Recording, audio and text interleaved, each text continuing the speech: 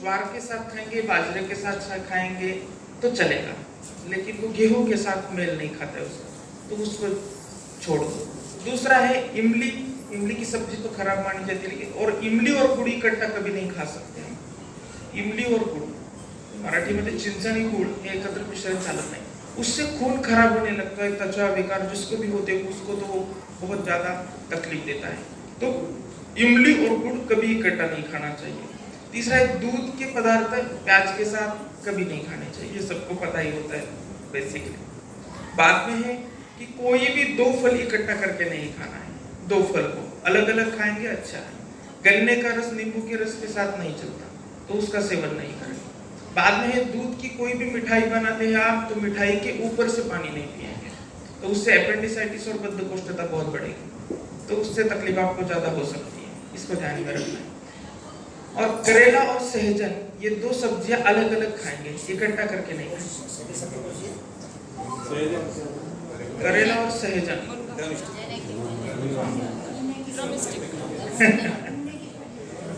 सहजन हाँ इकट्ठा नहीं खाएंगे, अलग अलग खाएंगे तो चलेगा। दो खट्टी चीजों को कभी भी इकट्ठा करके नहीं खाना, अलग अलग खाएंगे तो आपको ज्यादा फायदा मिलेगा। दो खट्टी चीजें कोई भी, मानो आपके भोजन में अचार हो तो उस भोजन में छाछ नहीं लेना, छाछ हो तो अचार नहीं लेना।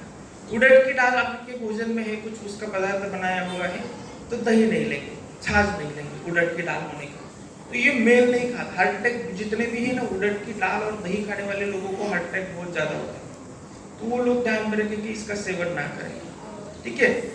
और ऐसी बहुत सारी चीजें होती है हमारे जीवन में, हम बहुत मिक्सअप करके खाते हैं, तो जितना मिक्सअप कम हो उतना अच्छा है। एक चावल ले लेंगे तो उसके साथ एक दाल है, एक सब्जी है, रोटी है, इतना सफिशिएंट है। इससे ज्यादा बार बार मत करिए। कभी कभी होता है कि हम फंक्शन में चले जाते हैं, तो मैं ऐसा नहीं कहूंगा कि हाँ छोड़ ही देना है पूरा, इस तरह से बात नहीं करता मैं, तो वो ठीक है, कभी कभी तो ठीक है। बार बार हम जब इस चीज को दोहराते हैं ना, तो प्रॉब्लम हो जाती है, तो प्रॉब्लम बहुत बड़ी होती है, तो उसको मत दोहराइए बार बार, ठीक है। ऐसी ये छोटी छोटी चीजों का भी ध्यान हम रखते हैं, ऐसा तो बीमार नहीं होते। और फिर भी होते हैं कभी कभार, ऐसा होता है कभी कभार, तो क्या करना है इस विषय में हम थोड़ा सा जान लेंगे। सबसे बहुत बड़ी समस्या महिलाओं में और पुरुषों में दोनों होती है, थायराइड, है ना। बहुत सारे लोग मेरे पास आते कि डॉक्टर साहब ये थायराइड की क्या करें। आपको एक बात सच बताऊं, सच बात, थायराइड के लिए कोई दवाई नहीं है, कोई दवाई नहीं है थायराइड के लिए। पहले तो थायराइड क्यों होता है इसको जानना है। हाँ, क्यों होता है थायराइड, आपको दो चीजें बताता हूँ। जो खुलकर हंसता नहीं और जो खुलकर रोता नहीं, उसके रस तो तैयार होते। माने मुझे अभी हंसी आ गई तो हंसने का रस तैयार हो गया, लेकिन मैं किसी कारण सभा में हूँ या और कई जगह हूँ तो हंस नहीं सकता। हमारा महाराष्ट्र के अंदर एक परंपरा रही कि महिलाओं को थायराइड क्यों होता था वहां पे, तो एक है कि पुरुष प्रधान संस्कृति में कुछ कभी कभी ऐसा होता है कि महिलाओं को हंसने की परमिशन नहीं होती है, होता है ना ऐसा, तो हंस नहीं सकती, तो वो रस तो तैयार हो गया लेकिन उसका उपयोग नहीं किया गया।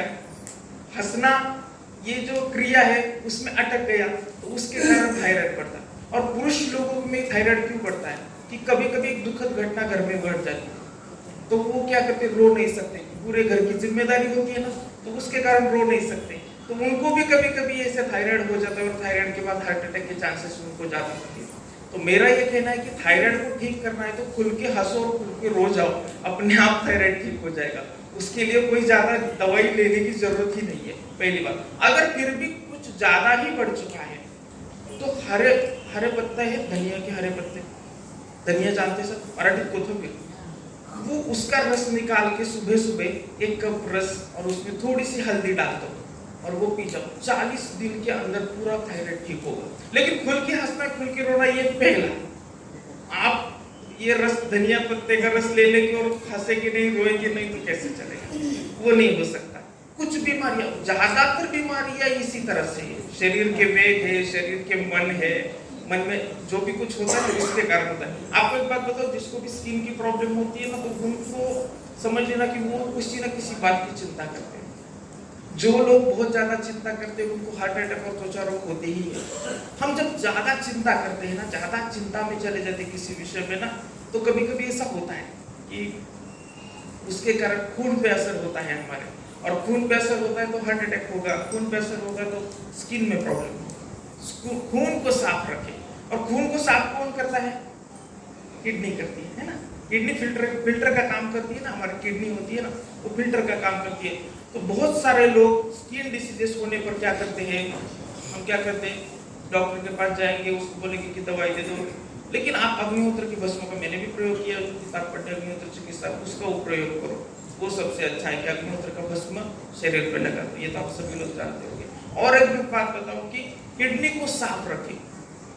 जैसे छाननी होती है ना, उससे चाय छानते हम, तो उसमें किडनी कैसे होते बताता हूँ आपको, तो पता चलेगा और आपका खून साफ हो जाएगा। जिसका खून साफ होता है ना, उसको ज्यादातर बीमारियां नहीं होती है।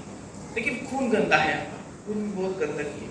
तो क्या है कि चाय जब हम उसको छान लेते हैं ना, तो उसमें जो चाय की पत्ती ऊपर रहती है और फिर दूसरा चाय उसमें डाल देंगे तो ऊपर का चाय नीचे जाने के लिए समय लगेगा। उसी तरह से किडनी में भी होता है। किडनी में अगर कचरा है तो दूसरा खून जाने के लिए समय लगेगा। तो उस किडनी को साफ करते रहो। किससे साफ होगी किडनी? तो यहाँ भी बहुत जगह होगी। हर गांव में, भारत के लगभग सभी प्रांत में एक वनस्पति आती है, कर्नाटक राज्य में बहुत देखी मैंने, और वो लोग इसका इस्तेमाल करते हैं। उसका नाम है पुनर्नवा। सब्जी बनती है इसकी, मैं सब्जी के ऊपर काम करूंगा, मैं कोई मेडिसिन के ऊपर काम नहीं करूंगा। उसकी जैसे मेथी की सब्जी बनाते हैं ना, थोड़ा कुछ प्याज डालते होंगे, कुछ लहसुन डालते होंगे और कुछ लोग और नमक डालते हैं और उसी की सब्जी हम बनाते हैं, सही है ना, तेल थोड़ा सा डालते हैं। उसी तरह से, उसी टाइप से पुनर्नवा की सब्जी बनाते हैं और उस सब्जी को हफ्ते में 2-3 बार खाओ। देखो, पुनर्नवा इस शब्द का अर्थ ही क्या है शास्त्र में? पुनः से नया तैयार करने वाली। यानी जो भी शरीर में कुछ चला गया है उसको क्या करती है? पुनः नया तैयार कर देती है। इसका नाम है पुनर्नवा। तो उस पुनर्नवा की सब्जी, पुनर्नवा को अलग अलग भाषा में अलग अलग कुछ कहते होंगे, हिंदी में और मराठी में पुनर्नवा ही कहते हैं इसको। और क्या है, ये किसान को भी पता नहीं होता है, वो उसके ऊपर एक कीटनाशक डाल देता है कि ये कोई घास है, उनको भी पता नहीं होता है। यहाँ मिलेगी तो मैं शाम को दिखाऊंगा किसी को। नहीं, तांदूळचा नहीं, पुनर्नवा। देखो, हाँ, तो सही कहा उन्होंने। और कर्नाटक राज्य इसका ज्यादा उपयोग करता है पुनर्नवा का। आप भी कर सकते हैं। सब्जियों में से हम रोगों को ठीक कर सकते हैं, दवाइयों से नहीं। मैं दवाई के ज्यादातर, आयुर्वेद की दवाई के भी मैं खिलाफ हूँ। दवाई में नहीं जाना है हमें। और भी कुछ आपको पता हो, इसके लिए बता देता हूँ। स्किन की प्रॉब्लम हो रही है तो आप एक काम करो, पित्त की प्रॉब्लम है, स्किन की प्रॉब्लम है, या और कुछ महिलाओं में गर्भाशय की समस्या होती है, थोड़े सुने, आवाज नहीं करेंगे, मैं सबके उत्तर दे दूंगा, ठीक है। और एक वनस्पति है जिसको हम कहते हैं एलोवेरा, घृतकुमारी, कोरफड मराठी में। एलोवेरा तो सब जानते हैं ना, यहाँ कोई बेटा एलोवेरा को नहीं जानता ऐसा है? सभी लोग जानते हैं। और बहुत सारे लोग कहते हैं एलोवेरा कड़वा होता है, यही गलत बात है। एलोवेरा कभी कड़वा नहीं होता है। आप एलोवेरा को काटो, 10 मिनट ऐसा रख दो बाहर, तो उसके अंदर से जो कड़वापन है वो पूरा निकल जाएगा, पूरा निकल जाता है। और बाद में एलोवेरा की जो छाल है ऊपर की, उसको निकाल लो। अंदर वाला मगज है ना, अंदर वाला मगज, उसको निकाल लो। उसके लड्डू बहुत अच्छी तरह से बनते हैं। अभी मैंने चेतना दीदी से वगैरह बात की कि उसके लड्डू बहुत अच्छे बनते हैं। आप चाहे तो मैं सिखा सकता हूँ आपको, बहुत अच्छी तरह से लड्डू बनते हैं। तो उस एलोवेरा के लड्डू को बनाकर खाओ, बहुत अच्छे लड्डू है। वो खाने से पित्त नहीं बढ़ेगा। देखो, लड्डू खाने से पित्त नहीं बढ़ेगा ऐसा कभी सुना है क्या? तो ये हो सकता है, हमने उसकी तरफ ध्यान नहीं दिया है। आयुर्वेदीय पाकशास्त्र, सर जो मैंने 3 दिन का एक कोर्स किया था, आयुर्वेदीय पाकशास्त्र। हमारे आयुर्वेद में बहुत ऐसी पाक कलाएं हैं कि उसको खाने से ही रोग ठीक हो सकते हैं, लेकिन हमारा ध्यान उसकी तरफ नहीं है। तो हमारा ध्यान थोड़ा उधर हमें देना पड़ेगा। तो मुझे लगता है इससे हो सकता है। बहुत सारे लोगों को स्किन की प्रॉब्लम होती है, खून की प्रॉब्लम होती है, पित्त की समस्या होती है। एलोवेरा के लड्डू बनाओ। बच्चे पहचानेंगे भी नहीं कि एलोवेरा के लड्डू है। बच्चे ज्यादातर, हम भी नहीं खाते एलोवेरा, वैसे तो हम भी सोचते कि एलोवेरा कड़वा है, ऐसा कभी नहीं लगेगा एलोवेरा कड़वा है। मैं उसकी रेसिपी चेतना दीदी के पास भेज देता हूँ व्हाट्सएप पे, आप सभी लोग उनसे ले लेना, ठीक है। एलोवेरा के लड्डू बनाएंगे हम सभी लोग और घर में खाएंगे। एलोवेरा के लड्डू की एक विशेषता बता देता हूँ। महिलाओं की गर्भाशय की जो भी समस्या है, तो एलोवेरा के लड्डू हमें 40 दिन खाना है, रोज 1 लड्डू खाना है। और यहाँ कुमकुम लगाना है। आज्ञा चक्र पे हमें क्या करना है? कुमकुम लगा देना है। तो कुमकुम जब आप आज्ञा चक्र पे लगाओगे और एलोवेरा के लड्डू का सेवन करोगे, मात्र 15 या 20 दिन में आपको गर्भाशय की समस्या पूरी तरह से ठीक हो जाएगी। मैंने प्रयोग किया, ऐसा नहीं बताया। और कुमकुम कौन सा? हल्दी वाला। वो भी कैसा बनाना है वो भी बता देता हूँ मैं, उसकी भी रेसिपी है। हल्दी है, नींबू का रस है, गाय से बना हुआ घृत होता है हमारा, गौ घृत वो होता है, और कुछ उसमें चूना डाल देते हैं थोड़ा, वो कुमकुम बनता है। जो भी कोई इस तरह का कुमकुम लगाएगा ना, उसको पित्त कभी नहीं बढ़ेगा, कभी भी नहीं। बहुत पित्त की बीमारी थी, मैं दिन रात ऐसे प्रवास करता रहता हूँ बाहर, तो पित्त तो बढ़ता है हमारा। तो मैंने जब से कुमकुम लगाना शुरू किया, घर में रहता तो कुमकुम लगा देता हूँ, तो कभी तकलीफ नहीं होती, पित्त की कोई बीमारी नहीं होती। और ये बहुत छोटी छोटी चीजें हैं, इसका हम प्रयोग घर में कर सकते हैं। ऐसा नहीं कि कोई जाने की जरूरत है, कहीं जाने की जरूरत नहीं। दूसरे ये समस्या देश में कि ज्यादातर समस्या हमें है कि बीपी की। बहुत सारे लोगों को बीपी की दवाइयाँ चल रही है। हाई बीपी होता है ना बहुत सारे लोगों को। हाई बीपी के लिए बागवट जी ने एक वाक्य बहुत अच्छी तरह से लिखा है कि समुद्र स्नान करें, यानी समुद्र में जाकर स्नान हर दिन करें तो आपका बीपी थोड़ा कम हो जाएगा। हम जा नहीं सकते, हर दिन जा सकते कि कोई, तो उसके लिए है कि समुद्र वाला नमक है ना, वो पानी में डाल दो, पानी में डाल दो और उससे स्नान करो। 20-21 दिन ये प्रयोग करो। और देशी गोवंश की कोई भी गाय हो ना अपने प्रदेश में, उसके पीठ के ऊपर से हाथ को खींच दो, गले के ऊपर से, पीठ के ऊपर से हाथ को खींच दो, अच्छी तरह से ठीक हो जाएगा। 20-21 दिन में बीपी अपना नॉर्मल होने लगता है। लेकिन दूसरी एक बात है कि बीपी वाले लोग ध्यान में रखें कि किसी भी वस्तु की आसक्ति ना रखें, क्योंकि एक चीज तो है देश में, वस्तु, व्यक्ति और परिस्थिति दुख और सुख दोनों देते हैं। वस्तु मिली तो सुख मिलता है, आनंद मिलता है, वस्तु चली गई तो दुख होता है। व्यक्ति ने अच्छा बोला तो आनंद आएगा, व्यक्ति ने गलत बोला तो दुख होगा। परिस्थिति कभी कभी हमारे साथ ऐसी होती है कि उससे अच्छा भी होता है और उससे कभी कभी दुख भी मिलता है, तो उससे आसक्ति ना रखें, क्योंकि इसके कारण ही बीपी ज्यादा बढ़ता है। दवाई की जरूरत ज्यादा नहीं होती है। मन में ये चला जाए ना, वस्तु, व्यक्ति और परिस्थिति को हम सुख ही सुख मानेंगे ना, तो जरूरत ही नहीं दवाई की किसी चीज की। तो उसको थोड़ा सा भी, उसकी ओर भी थोड़ा ध्यान देना है। जैसे हम इसकी ओर ध्यान देते ना आयुर्वेद की तरफ, तो उसकी ओर भी थोड़ा सा ध्यान रखें कि मन को साफ रखें। तो कोई 20-21 दिन में मेरे घर वाले लोगों को मैंने ठीक किया है बीपी। मुझे मेरे डॉक्टर लोग चैलेंज कर रहे थे, नहीं ये दवाई नहीं छूट सकती। मैं चैलेंज के साथ छोड़ दिया है वो दवाई।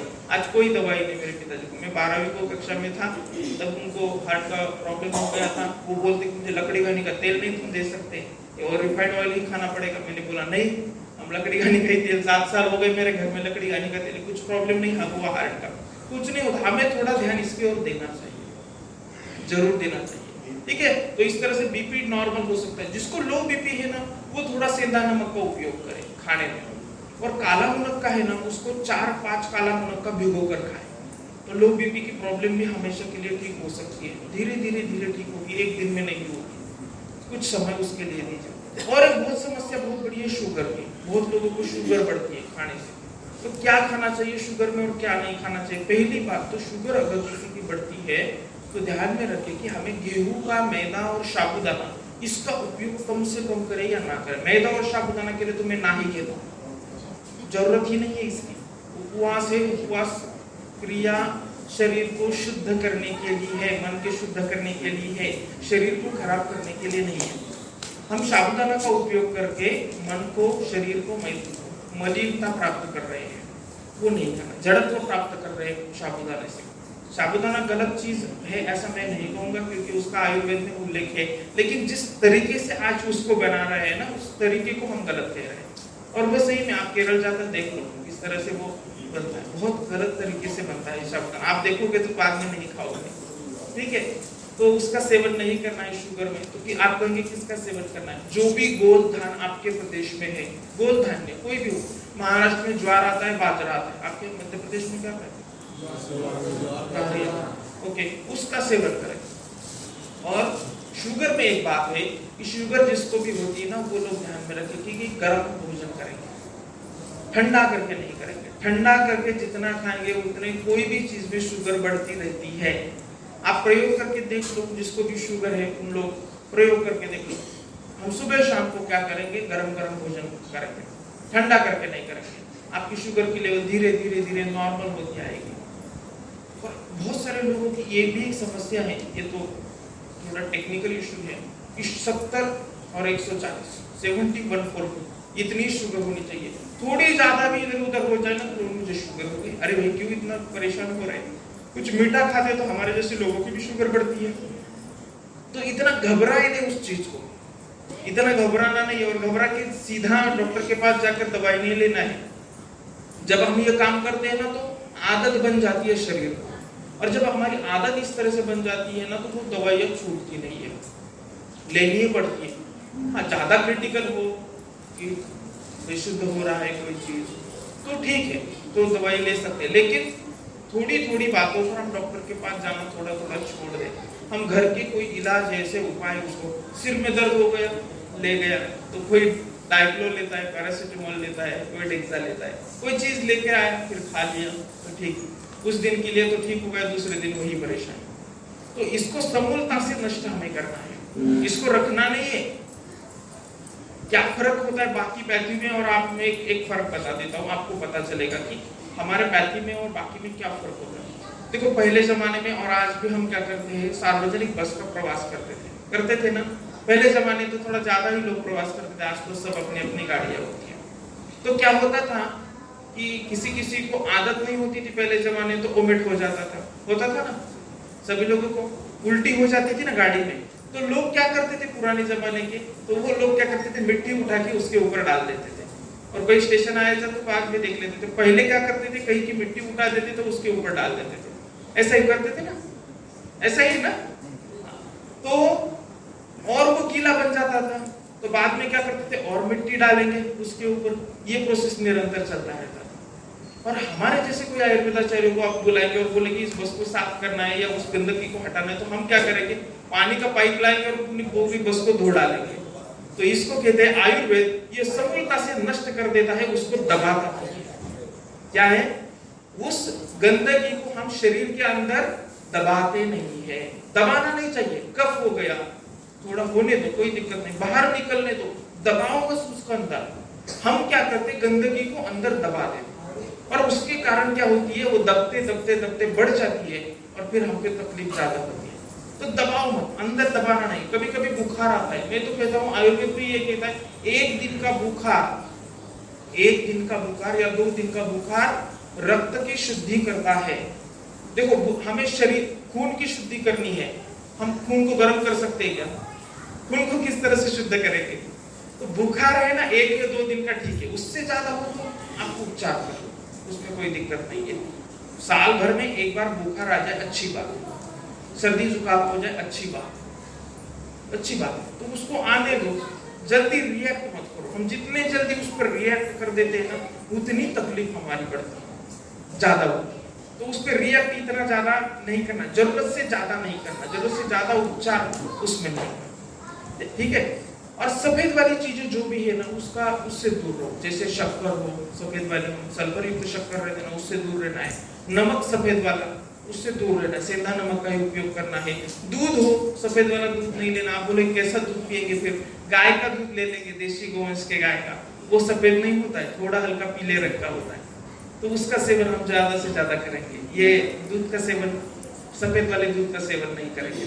साबूदाना, मैदा जैसी जो चीजें है ना बहुत सफेद वाली, वो उसका सेवन। साबूदाना और मैदा तो ऐसी बात है, ध्यान में रखिए कि ये आंतों के अंदर ऐसे चिपक जाती है कि वो रस को अंदर आने ही नहीं देती है, तो खाना हजम ही नहीं होता, एक लेयर चढ़ जाता है उसके ऊपर, उसके कारण तकलीफ होती है। ध्यान में रखें, ये हमारा पेट होता है ना, अंदर से शंख प्रक्षालन एक शब्द कहा गया हमारे शास्त्रों में, शंख के जैसा होता है, अंदर से शंख के जैसा होता है। तो शंख प्रक्षालन यानी साफ करना, तो पेट को साफ करने की प्रक्रिया है शंख प्रक्षालन। और इसी कारण इस देश में देखो, मैंने उत्तर भारत में बहुत जगह देखा कि शंख जो लोग फूंकते हैं, शंख बजाते हैं ना, उसको पेट की समस्या कभी नहीं होती है। शंख भस्म तो सरकार ने बैन किया अभी, लेकिन शंख भस्म पहले बनता था इस देश में, उसकी थोड़ी मात्रा में लेने से पेट की समस्याएं ठीक होती थी। तो शंख में पानी डालो और उस पानी का सेवन करो, फिर भी पेट की समस्या ठीक हो जाती है। इतने सरल बात है, लेकिन शंख अच्छा वाला लेके आओ और उसका उपयोग करो, बहुत अच्छा सरल उपाय है, कोई ज्यादा करना नहीं। शंख में पानी डाल कर, लेकिन एक है, शंख में पानी डाले, चावल कभी शंख में नहीं चलता, ध्यान में रखें, कभी भी नहीं चलता। शंख की पूजा भी की जाती है ना, तो चावल नहीं डालते उसके बाद, आपने देखा होगा पंडित जी को, चावल नहीं डालते उसके ऊपर, तो खराब होने लगता है वो। अब करना नहीं है, ये सही बात है, उसके ऊपर दाग आने लगता है। पानी रखो, शंख में पानी रखो। जो कोई बच्चा है ना वो बोल नहीं पाता है, कोई बच्चा ऐसा भी होता है कभी कभी, शंख फूकने के लिए कहो, देखो कितना अच्छा परिणाम मिलता है। सीधे साधे उपाय है इसके, तो उसको करना है। शुगर के मैं बात कर रहा था, तो शुगर के लिए इसका पथ्य और अपथ्य है खाना। एक शुगर के लिए सबसे अच्छी है गुलर का पेड़, सभी लोग जानते हैं, मराठी औदुंबर सभी लोग जानते हैं ना। तो उसके फल कच्चे फल आते हैं ना, जब उसके कच्चे फल आते हैं ना, जिसको भी शुगर है, शुगर की वजह से जख्म हो चुकी है ना, वो लोग उस कच्चे फल की सब्जी बनाए, कच्चे फल की सब्जी बनाए और ज्वार के साथ खाएं। इतनी अच्छी सरल दवाई है उसकी। मेरे पास एक बच्चे था, उसके हालात बहुत ही खराब थे। डॉक्टर ने बोला था कि इसका पैर काटना पड़ेगा, गैंग्रीन हो चुका था। घर की स्थिति अच्छी नहीं थी, पैसा रोज कमाते थे, तो उसकी पत्नी रोज काम पे जाती थी, बच्चे संभाल नहीं रहे थे। तो मैंने एक लास्ट उपाय इसको बता दिया कि एक काम करो, ये तुम गुलर के फल का सेवन कर लो 14-15 दिन। उसने पूरे विश्वास और श्रद्धा के साथ किया, 3 साल तक जिया बाद में, 3 साल तक एक उपाय से, विश्वास के साथ। हम ये छोटी छोटी बातों का अगर उपयोग करेंगे तो मुझे लगता है कि हम पूरी तरह से ठीक हो सकते हैं, शरीर को पूरी तरह से ठीक कर सकते हैं। ये एलोवेरा है ना, बहुत अच्छी है, एलोवेरा के लड्डू जैसे बनते ना। खुजली किसी को शरीर पर आती है ना, तो तुरंत एलोवेरा को काटो, उसका जो जल है उसको निकालो और पूरे शरीर पर लगा लो। 2 मिनट के अंदर खुजली कम होती है, 2 मिनट के अंदर, बहुत हो गए 2 मिनट इसके लिए। लेकिन एलोवेरा कौन सा लेना है? एलोवेरा के 250 से ज्यादा प्रकार है देश में, तो एलोवेरा कौन सा लेना है? तो एलोवेरा एक है कि जिसके ऊपर सफेद दाग होते हैं, उस एलोवेरा को एक्सटर्नल यूज के लिए लेना है, इंटरनल के लिए। ज्यादा सफेद वाला जो एलोवेरा होता है, सफेद दाग वाला, उसका ज्यादा से ज्यादा उसको ना ले।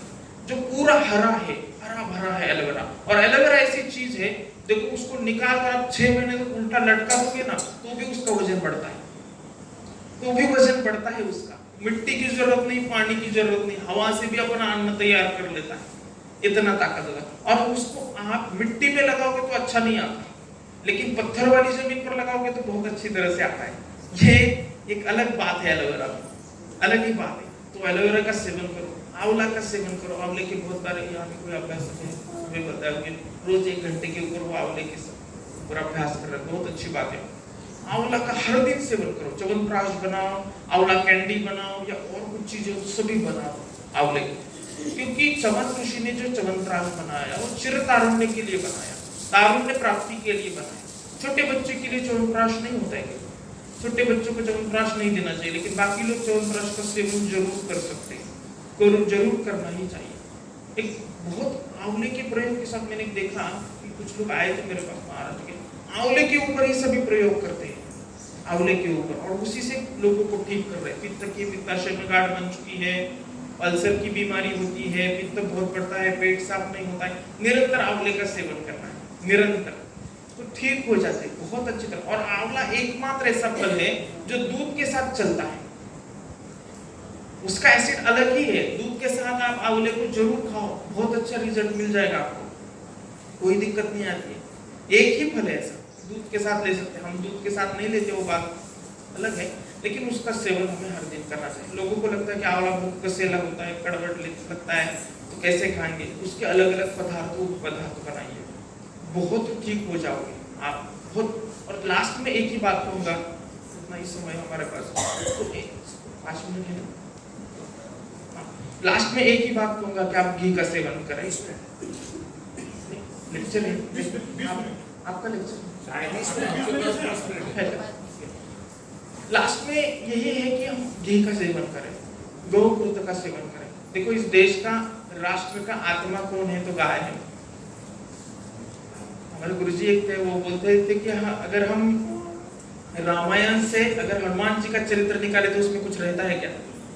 महाभारत से कृष्ण जी का चरित्र निकाले तो उसमें कुछ रहता है क्या? उसी तरह से इस राष्ट्र में से अगर गाय को निकाल देंगे ना हम, तो कुछ नहीं बचेगा हमारे पास, कुछ भी नहीं बचेगा, कुछ नहीं कर पाओगे आप। तो इसी कारण ध्यान में रखें कि हमें गाय के साथ चलना है, गाय के साथ चलना है, और उसके जो भी गौवे है उसका उपयोग हमें करना है। एक घी को बनाने की एक अलग अलग प्रक्रिया है। भारत देश में घी को ज्यादातर 4 तरीके से बनाया जाता है। वो चार ही तरीके में आपको बता देता हूँ, और घी क्या काम करता है वो भी बता देता हूँ आपको। और सभी लोग घर में बना सकते हैं, ऐसा नहीं कि बना नहीं सकते। पहली बात इसमें है कि घी बनाने की पहली प्रक्रिया है जो आपने शायद आपके घर में की होगी। तो हम क्या करते हैं, दूध लाते थे, गर्म कर देते किसी पात्र में, और पात्र में गर्म करके दही जमाते उसमें, है ना। तो 4-5 दिन इकट्ठा करके फ्रिज में रख देते, तो 4-5 दिन लगातार उसमें मलाई डालते रहते, और बाद में 4-5 दिन होने के बाद क्या करते हैं, उसको मिक्सी के ऊपर घुमा देते हैं, है ना। मिक्सी के ऊपर घुमा देते हैं, पानी डाल देते हैं, मक्खन निकल आता है, उसको हम गर्म कर लेते हैं, हम बोलते हैं गाय का घी बन गया। ठीक है, ये एक प्रक्रिया हो गई।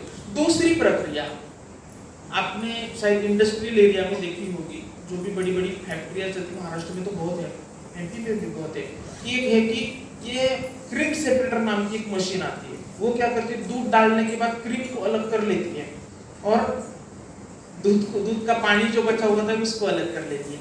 वो जब गर्म किया जाता है तो उसको क्या कहते हैं, हम घी बोलते हैं। ठीक है, उसको क्रीम सेपरेटर से क्रीम निकलती है तो बटर बोलते हैं उसको, और बटर के साथ बटर ऑयल बोलते हैं। वास्तविकता में त्रिपुरा में सीखा या इंदौर में। उन्होंने मुझे मेरे गुरुजी ने मुझे बहुत अच्छा वाक्य बताया, कि मुझे बोला कि गाय को अंग्रेजी में क्या बोलते बताओ। मैंने बोला काऊ, आपका क्या राय है, आपने कोई बता सकता है? यही सुना है ना हमने सब। वो बोले कि ऐसा नहीं है, काऊ और गाय में अंतर है। काऊ जो मॉडिफाई किया गया, जो गाय का एक जीन्स है और अलग अलग प्राणियों के जीन्स से इसके साथ मॉडिफाई किया गया है। काऊ और गाय में फर्क है, ये पहली बात है। और आप बोलेंगे मक्खन को क्या शब्द है अंग्रेजी में, तो मैंने बोला बटर। तो बोले बटर और मक्खन में अलग है। बटर को देखो, बटर है तो क्रीम सेपरेटर से जो निकलता है उसे क्या कहते हैं, हम बटर कहते हैं, और बटर से जो ऑयल निकलता है उसे बटर ऑयल कहते हैं। घी के लिए कोई शब्द नहीं है अंग्रेजी में, घी के लिए घी बोलेंगे, मक्खन के लिए मक्खन ही है, और गाय के लिए गाय ही है, शब्द ही है। गाय के लिए गाय ही शब्द है, दूसरा कोई शब्द नहीं है। ऐसा सब लोग समझ रहे हैं, ऐसा क्यों देख रहे हैं, मुझे लग रहा है कि कुछ अलग है। ऊपर से जा रही है सर, ऊपर से जा रहा है, मतलब एकदम से पच नहीं रही। मतलब पहली बार सुना है ना ऐसा, तो नहीं मुझे लग रहा है समझ में आया है, समझ में आ रहा है, लेकिन कोई नई चीज सुनी ना सर। पसंद का विषय, इसलिए सब ध्यान से। ओके एक बार मेरे साथ भारत माता की जय। ऐसा कुछ बोलेंगे ना तो मुझे भी थोड़ा समझ में आएगा। हाँ। तो गाय के लिए गाय शब्द है, मक्खन के लिए मक्खन शब्द है, बटर ऑयल यानी घी नहीं है, घी के लिए घी शब्द है। तो अभी ये एक प्रकार का बटर ऑयल उन्होंने बना दिया। तीसरी एक पद्धति है, गुजरात की एक जमाती उसको ज्यादा बनाती है। गुजरात में वो क्या करते, हाथ में चांदी का कंडा पहनते हैं, और वो महिलाएं हाथ में क्या, पुरुष चांदी का कड़ा पहनते हैं, और महिलाएं क्या करती है, वो हस्तिदंत पहनती, नाम नहीं पता मुझे, क्योंकि हमारे महाराष्ट्र के बहुत जगह शुगर फैक्ट्री के बाहर वो गिर गाय लेकर बैठे हुए लोग, ऐसे बहुत है लोग। तो उनकी एक प्रोसेस है, वो क्या करते हैं, मलाई को निकालते हैं, पूरी दूध की मलाई, और दूध को बेच देते हैं, और वो जो बची हुई मलाई है उसको रात को क्या करते हैं, उसको गर्म कर देते हैं। नो बैक्टीरिया को कोई चांस ही नहीं देते, यानी दही जमाया कि इसमें नहीं, बैक्टीरिया को चांस ही नहीं दिया। तो इस तरह से ये प्रोसेस है। तो उसको जो ऑयल निकलता है उसको बोलते घी, लेकिन वो घी नहीं है, कोई बैक्टीरिया तैयार नहीं हो। लास्ट में हमारी जो प्रोसेस है, वैदिक प्रोसेस, उस प्रोसेस को किस तरह से बनाना चाहिए मैं बता देता हूँ। देशी वंश की कोई भी गाय का दूध ले लो, ठीक है, उस दूध को रात को गर्म करें। कौन से पात्र में गर्म करें, जिस पात्र को शास्त्र मान्यता देती है, ऐसे पात्र, मिट्टी का पात्र हो, पीतल का पात्र हो, या ज्यादातर स्टील का पात्र हो। एल्यूमिनियम, जर्मन, नेरलक इसका उपयोग नहीं करना चाहिए, गलत बात है। पात्र के बारे में बता देता हूँ कि मानो किसी एक वस्तु में, मानो चावल है आपके पास, चावल में 100 तत्व है, 100 तत्व है, तो मिट्टी में उसको हम उबालेंगे, चावल को बनाएंगे अच्छी तरह से, तो 100 में से 100 मिलते हैं। पीतल में बनाएंगे तो 93 मिलते हैं, कांस्य में बनाएंगे तो 97 मिलते हैं, स्टील में बनाएंगे तो 50% मिलते हैं, और एल्यूमिनियम, जर्मन में बनाएंगे तो 7 से 13% ही मिलते हैं, बाकी सभी चले जाते हैं। तो इसी कारण पीतल का पात्र या मिट्टी का पात्र में दूध को गर्म करें, गर्म करने के बाद ठंडा होने दें, थोड़ा ठंडा होने दें, और बाद में ठंडा होने के बाद उसमें अपने वातावरण और प्रकृति के अनुसार पुराना दही या छाछ डालते ना, दही या छाछ उसमें डाल देते हैं। दक्षिण भारत के लोग बहुत कम डालते हैं क्योंकि वहां तेज धूप होती है। उत्तर भारत में अलग है, या मध्य भारत में हम 1% तक डाल सकते हैं, यानी हमारा 100 लीटर दूध है तो 1 लीटर उसमें दही या छाछ डाल दें।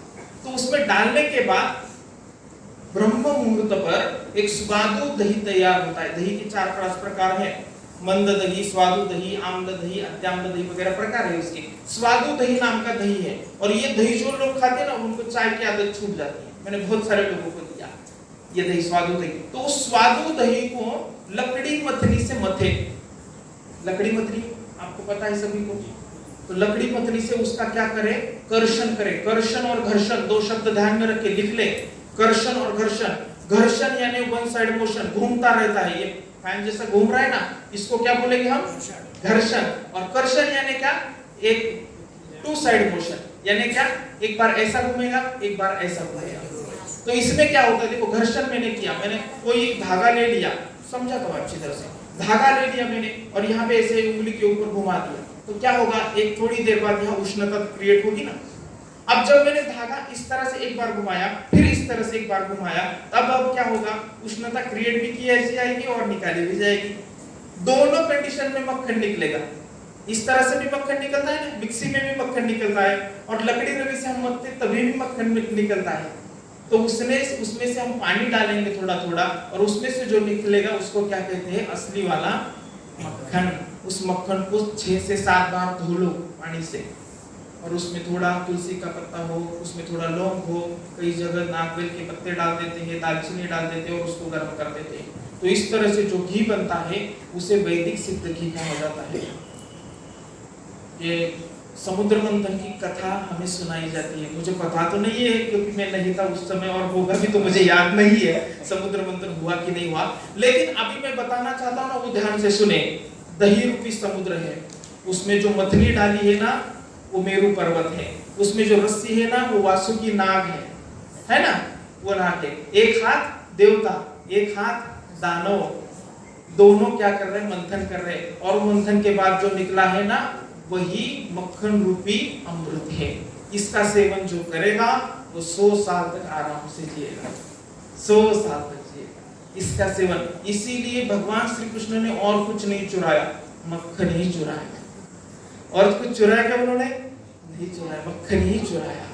और मक्खन जो भी चोरता है उसको माफ है। आज भी भारत में मक्खन चोरने के बाद कोई सजा नहीं मिलेगी आपको, और जो सजा देगा वो यशोदा मैया नहीं है, ध्यान रखें। तो ये इतना अद्भुत है, इतना अद्भुत है कि मक्खन के बारे में मैंने कोकन प्रांत है हमारा, उसमें बहुत सारे प्रयोग किए हैं, बहुत अद्भुत है इसके प्रयोग। डीएनए चेंज कर सकता है ये मक्खन, डीएनए, इतनी ताकत होती है। आप बोले कि इस घी का सेवन करने से क्या होगा, हम इसके ऊपर थोड़ा ध्यान देंगे, इस घी के सेवन से क्या होगा। तो देखो आचार्य चाणक्य जी ने एक बात कही है, आप सभी लोग उनको राजनीति के तौर पर देखते हैं, लेकिन उनका आयुर्वेद का भी अध्ययन है। और महाराष्ट्र के हमारे एक संत, राष्ट्र संत तुकडोजी महाराज, अमरावती जिले में उनकी समाधि है, तो उनके भी ग्राम गीता के 2 अध्याय में ये लिखा हुआ है। क्या लिखा हुआ है उन्होंने, कि हमारे शरीर में अन्न खाने के बाद प्रोसेस किस तरह से होती है। जैसे मानो हमने आज दोपहर को अन्न खा लिया, जो भी कुछ हो उसको खा लिया, कितना अन्न लगता है एक दिन के लिए, वो बोलते हैं कि 39 तोला, यानी कितने हो गए, लगभग 400 ग्राम। आज के हिसाब से देखेंगे तो 400 ग्राम अन्न, शुद्ध अन्न, शब्द क्या है, शुद्ध अन्न का सेवन हम आज 400 ग्राम का करते हैं। तो उससे पहले क्या बनता है, अन्न के बाद क्या बनता है, सप्त धातु में से सप्त धातु कोई बता सकता है, पहले क्या बनता है, रस, रक्त, मांस, मेद, अस्थि, अस्थि यानी हड्डी, मज्जा, शुक्र, वीर्य, है ना, ऐसा प्रवास होता है शरीर का हमारा। रस, रक्त, मांस, मेद, अस्थि, मज्जा, शुक्र, वीर्य। शुक्र यानी वीर्य, कोई एक बात है। देखो 1.5 घंटे के बाद हमारा क्या बनता है, रस बनता है, इसीलिए 1.5 घंटे के बाद हम पानी पीते हैं। खाना खाने के बाद क्या करते हैं, 1.5 घंटे के बाद पानी पीते हैं। रस में जब पानी अच्छी तरह से मिल जाता है ना तो खून अच्छा बनता है। खून अच्छी तरह से, खून को अगर अच्छी तरह से उष्णता शरीर में मिले ना, रस, रक्त, मांस बनता है।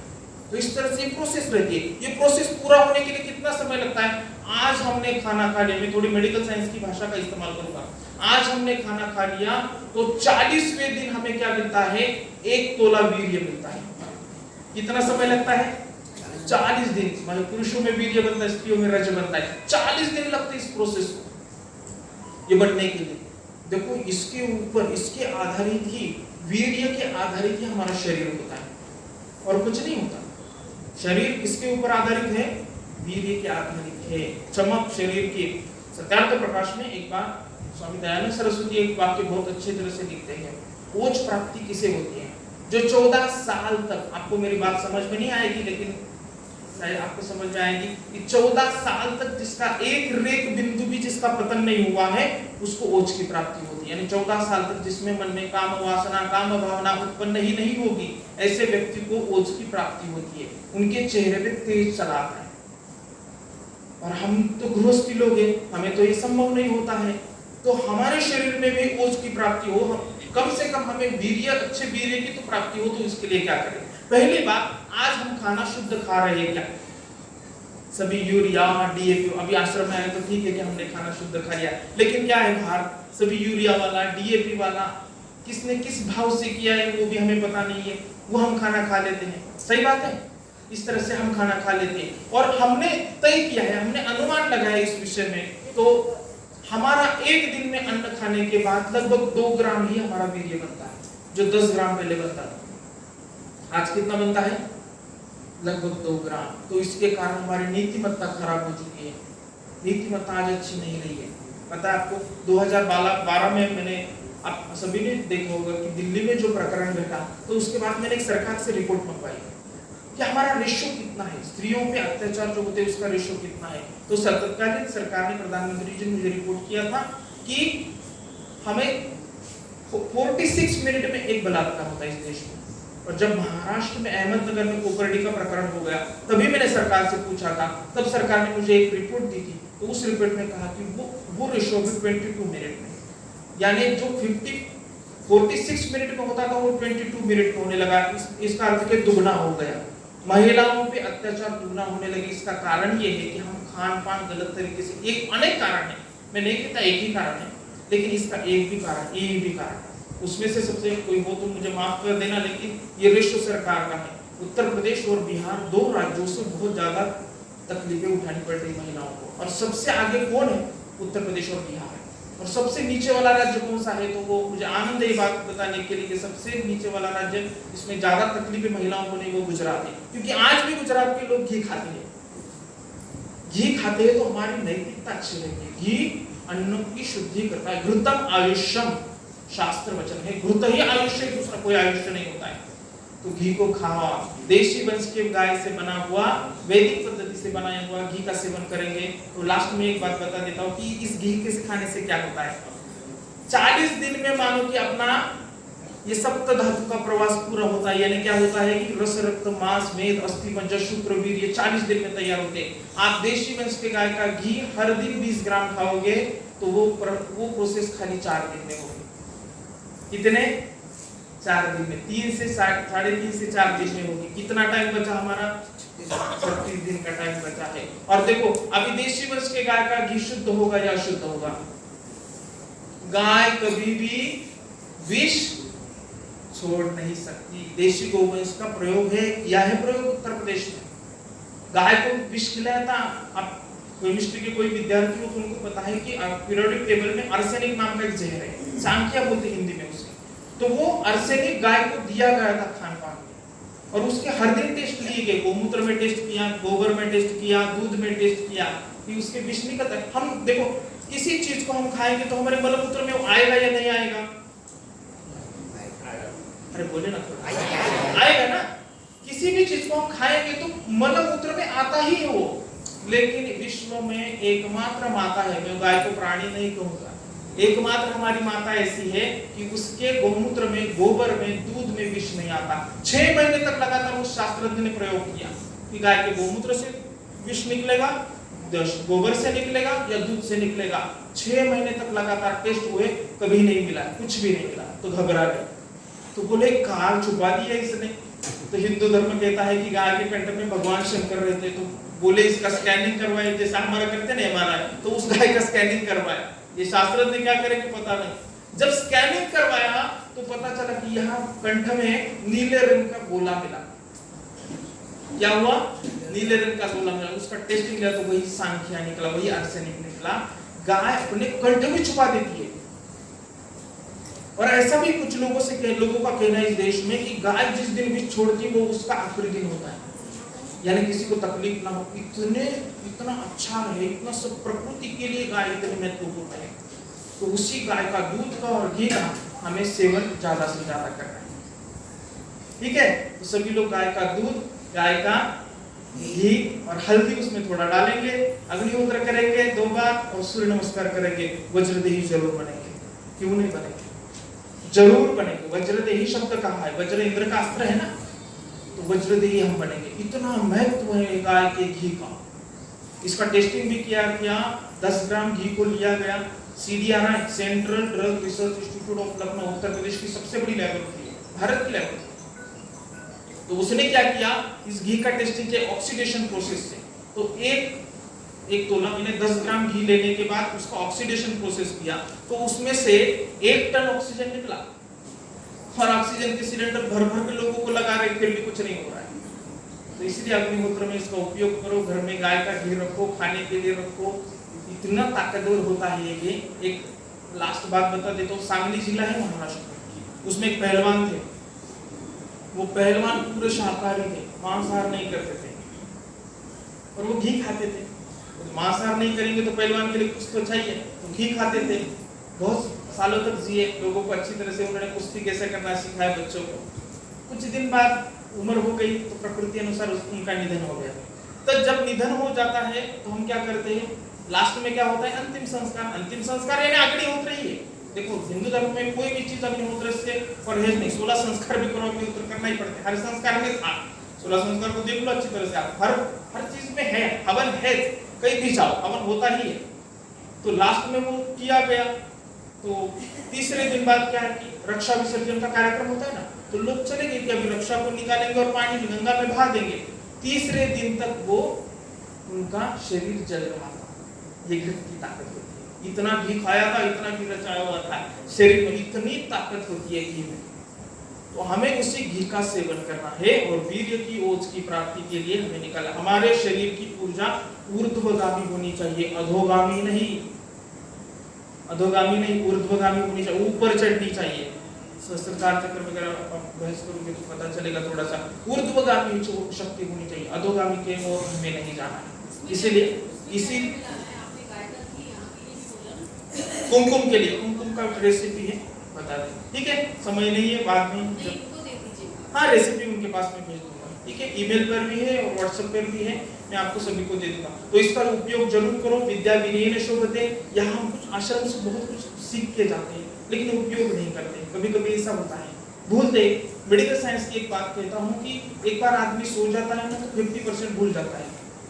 ऐसा होता है, सब 100% हमारे ध्यान दिमाग में नहीं रहता है, तो भूल जाता है। इसीलिए लिख लो, हर दिन उसका पढ़ाई कर लो। जो भी हमारी किताब है, जो भी आपने कुछ लिखा हुआ है, और उसका निरंतर हमारे जीवन में प्रयोग करते रहो।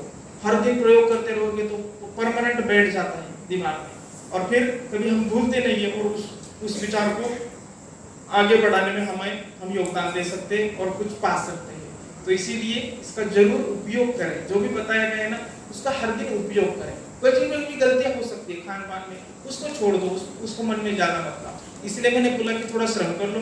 श्रम करेंगे तो खान पान की चीजों का भी ज्यादा ध्यान नहीं रखना पड़ेगा, श्रम के साथ वो निकल जाएगा। बहुत बहुत धन्यवाद, आप सभी लोगों ने अच्छी तरह से सुना और